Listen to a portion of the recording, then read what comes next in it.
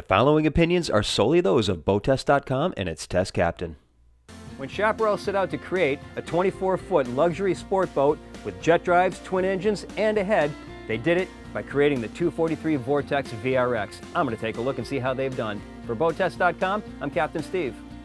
I like the blue courtesy lights underneath the bolsters, and there's no shortage of stainless steel. Check it out. Speaker grills and all the drink holders. The companion seat is quite comfortable with wraparound bolsters, 2 grab handles, plus the seat back flips to form an aft-facing chaise lounge for when water sports becomes part of the action.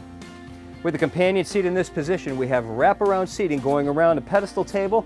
The captain's seat will swivel around. This will accommodate 12 people in this 24-foot boat. The captain gets a premium upgraded bucket seat. The controls to manipulate it are on the outside. You don't have to go searching underneath, and they're stainless steel.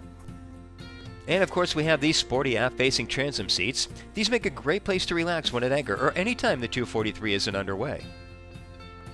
Now let's take a look at this tower. First off, I've never seen padding in the center here. The texture, a little bit raised so it's easier to grab onto, gives you a better grip. Easily collapses. These speakers, part of the upgraded sound system that includes 6 6.5-inch speakers between the transom, cockpit, and the bow. Incorporated into the tow point is a GoPro mount that has Bluetooth connectivity to the screen in the dash. And we have storage under the seats, but to the port-hand side, this seat gets dedicated storage for a 25-quart cooler. The pedestal table has a base both in the cockpit and at the transom, and there's dedicated storage inside the helm console. The port console houses a porta potty. The Bimini top has some cool features. First, there's hardware all through the perimeter, and normally the tension hardware is right over the heads of the occupants. Here, it's moved to the center. Look at this padded area. It keeps the flapping down to a minimum and eliminates chafe. Now at the helm, the panel is completely dark, which eliminates any concern for glare. Vinyl on top, and notice the color-matched contrast stitching. A carbon fiber panel has a medallion touchscreen display in the center. We have a single digital engine control controlling the twin engines. Let's take a look at those. The engine hatch is easily opened with the help of 2 gas assist struts. The details of these engines are easier to see outside the boat, so let's take a look. Here we are with a cutaway model attached to a section of the hull. Let's take a look at some of the features. Let's talk about the reverse gate and the steering nozzle. Here's what we normally see: the reverse gate attached to the steering nozzle. Chaparral's Rotax does it a little bit differently. Let's take a look. Here we have the engine in the forward position. Water comes blasting out the nozzle, and we steer the nozzle as normal, but when we shift into the neutral or reverse position, we have the added benefit of lateral thrust control. Moving forward, we have a grate under the hull that prevents large objects from getting sucked into the impeller. Here's what we normally see: access for the hand to come down and clear things away from the shaft, but Rotax does things a little bit differently. They protect the shaft from the outset with a shroud all the way around the shaft.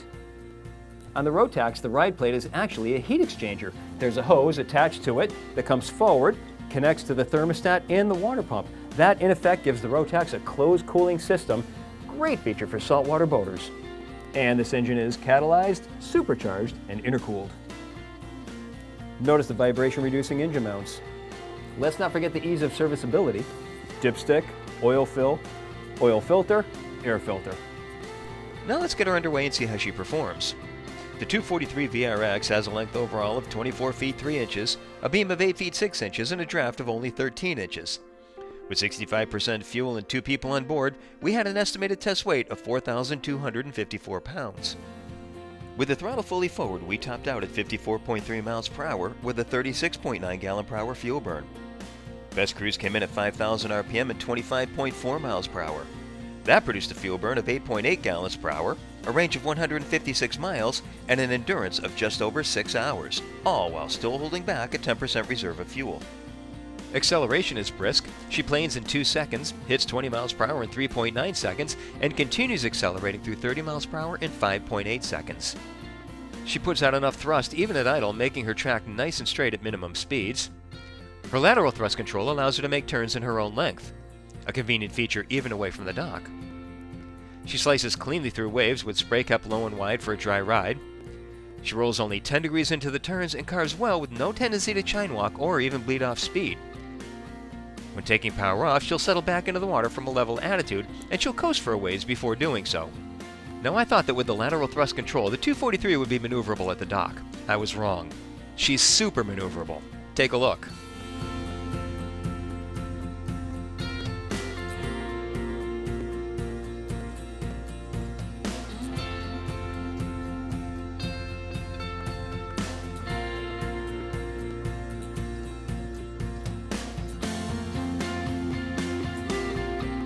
Here's a feature I really like. At the end of the day, the boat's going on the trailer, you're pulling the cover over, easy access to the battery switch.